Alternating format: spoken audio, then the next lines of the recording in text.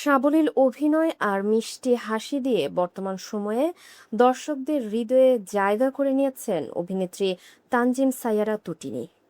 পর্দায় তার উপস্থিতি যেমন প্রশংসিত, তেমনি পর্দার বাইরের ব্যক্তিগত জীবন নিয়েও ভক্তদের আগ্রহের কমতি নেই।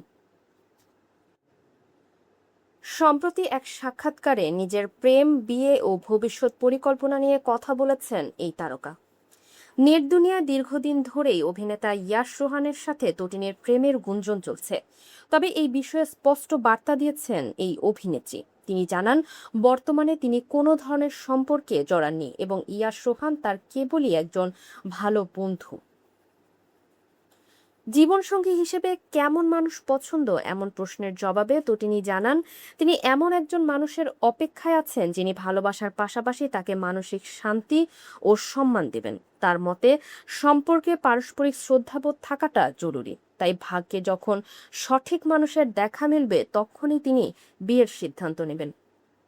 ব্যক্তিগত জীবনের গুঞ্জন ছাপিয়ে তটিনী এখন অভিনয়েই সবচেয়ে বেশি মনোযোগী। গত ঈদে মুক্তি পাওয়া তার নাটকগুলো দর্শকদের মাঝে বেশ ইতিবাচক সাড়া ফেলেছে। কাজের প্রতি এই একনিষ্ঠতা ধরে রেখেই ক্যারিয়ারে আরও এগিয়ে যেতে চান জনপ্রিয় এই মুখ।